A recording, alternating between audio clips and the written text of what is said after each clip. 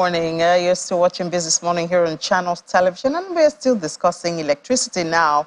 ICAN has waded in. Remember the issue of electricity tariff hike, which, of course, we saw the federal government reacting to say it should be put on hold because it seems Nigerians are receiving a lot of economic punches from different sides. Well, let's see what ICAN sees in this. That's the Institute of Chartered Accountants of Nigeria. That's ICAN. What they see on this. We have the president here, Dr. Innocent Okosa, joins us in the studio. Dr. Okosa, thank you so much for your time this morning. Thank you. Thank you for having me. So one would not normally expect accountants, to go public and share their perspective on electricity, even though I do know, of course, as a Nigerian, as a resident in Nigeria, everybody's feeling it. But how much impact has this had to motivate you to go public and share a statement on the issue of electricity rate hike? Yeah, so, in ICAN, we advocate for good accountability and transparency in governance, and that trickles down to the citizens. So anything that affects the citizens, we're interested as a professional body. So that's what motivated us, because we have supported some of the policies of this government since they came on board. And we're also looking at the impact of some of these policies on the citizens, because governance at the end of the day should result in better life for the citizens. And we have this public interest mandate in the Institute to always go for that which favors the general masses. So in this case, the discourse are saying that they really need this hike because, it's no news. We all feel it. Inflation is everywhere. They also have higher operating costs. In fact, some electricity companies on offices, PHCN, they do not have electricity there, because of some of these operating costs. So they are also defending their stance that apart from the fact that MITO, that's the minimum year tariff hike that they're supposed to have, things have really changed and they really need this to cover operating costs. Yes, we agree with them to some extent in some of those reasons that they've given why they want to increase the tariff.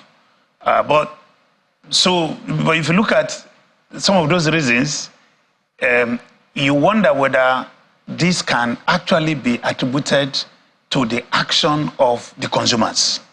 For instance, one of the reasons given is that government agencies are not paying electricity bills.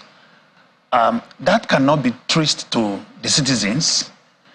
And do we not have a solution to that? If government agencies are not paying, is it not a question of us approaching these government agencies? And it's government. It's not the citizens. So if there are those faults that arises from, say, the citizens are not paying, they are dodging, they are tapping light, then we can blame that on the citizens. But some of those ones that are not attributable to the citizens, we should be able to distinguish that. So that's our position on that. So for you now, what is the short-term solution? And then we can talk at least of the medium-term solution on all of this. I know you talked about making government agencies pay, but who will make them pay? That's a big question that will come up. But what do you see as a low-hanging fruit? And then we can also look at the medium solution that can be implemented. Right. So what we've suggested in our paper is that they should defer this hike in tariff. It should be suspended in the short term. And if they wanted a solution or what could cushion the effect of whatever cost they're incurring, our suggestion is that it should come in form of tax incentive by the government.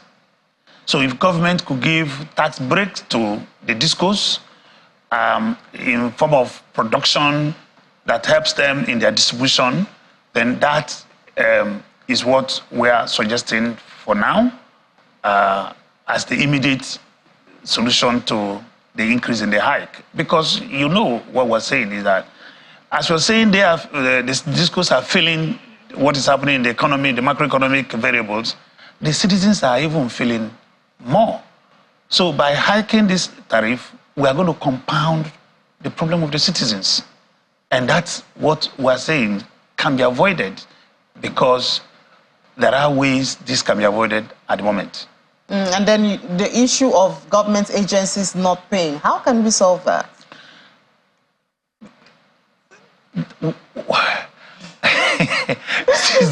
It's getting a police to arrest himself. Exactly. Why don't they cut off their light?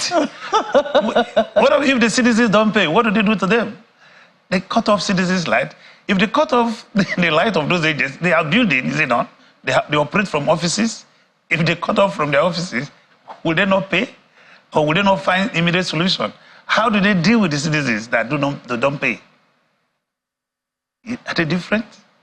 Some citizens beat up PHCN officials. I wonder what the government agencies, some of them have police guarding. I wonder what they would do, you know. So it's a very dicey situation for electricity providers, especially the discos who are at the tail end of it. Even though, of course, we do have some other technical issues like the gas, you know, supply that they need and all of those, and all of that also compound some of the problems that we do have in the sector. Yeah, so I agree with you. I share their experience in terms of the difficulties they are facing, but I think that should not be transferred to the masses because of what they are facing now. We all are experiencing removal of fuel subsidy, unification of exchange rate, and the suffering.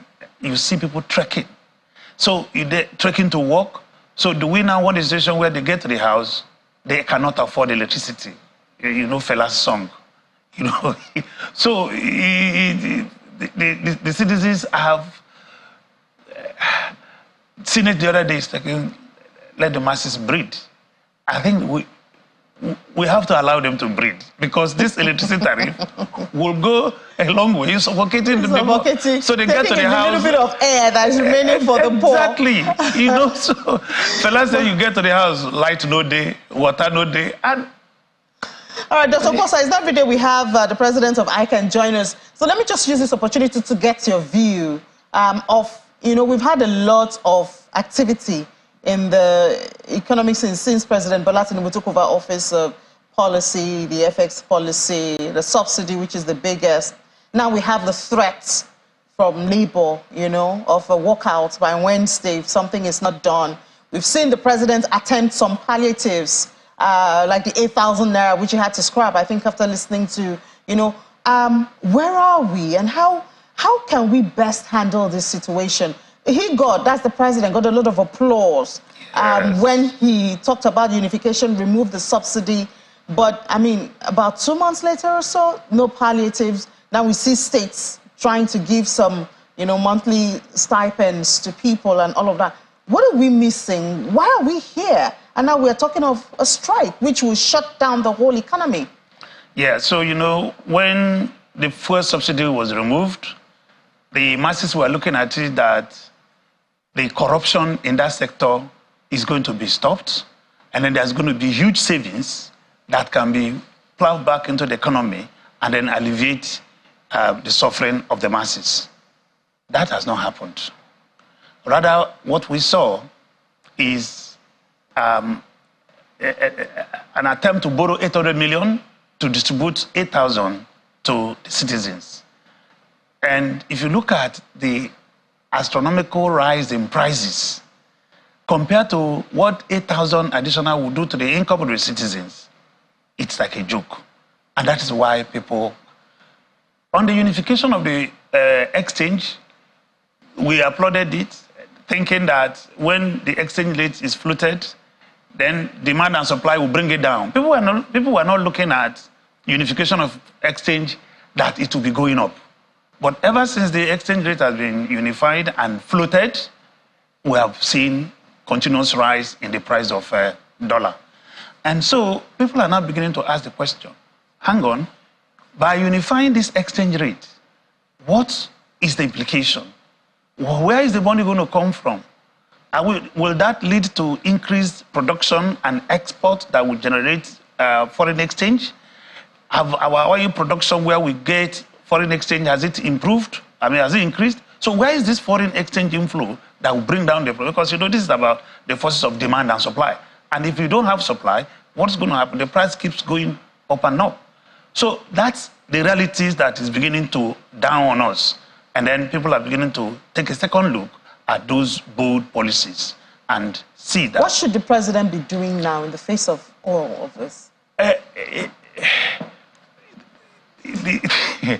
It's complicated, if I would say. So, it's never easy to be the president of the Federal Republic of Nigeria, but he asked for the job. Exactly. So I believe he's going to do the job anyway. But let's look at that fuel subsidy removal. Our thinking is that there should be measures in place. Okay, now one thing in that oil industry is transparency and accountability, which we have not actually come to see.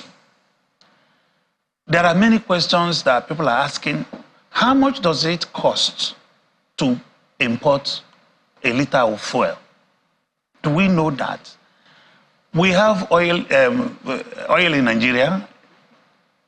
How much does it cost to refine one, assuming we're to refine internally? We have all these modular refineries, the ones that Air Force is destroying or Navy are destroying. Can we not, make them, legalize them if they are illegal? And why should we be producing oil in Nigeria and importing fuel? Why can't the refineries work? We have refineries where you have many employees, any salary, and they refine no liter of fuel. And everything has to be imported. So it doesn't need rocket science for us to know that something is wrong in that. So it is not removing the fuel subsidy that is the issue, but it is making the oil industry work. We have the crude. It's not as if to say we don't have the crude. We have the brains. We have the brains in this country. So it's, as you said, a complicated one. But I mean, I guess it's up to the president to uncomplicate it. Exactly. Because these issues were there when he was campaigning, and he agreed to do the job and promised that he will make Nigeria better. Renewed hope. So we hope that renewed hope is not dashed. So we still believe that it's going to work. And okay, all right. Perhaps it's too soon. After it's just May 29. Exactly. Thank you so much for your time this morning, Dr. Innocent Okwuosa, the president of Institute of Chartered Accountants of Nigeria. Thank you. Thank you for your time. All right, thank you.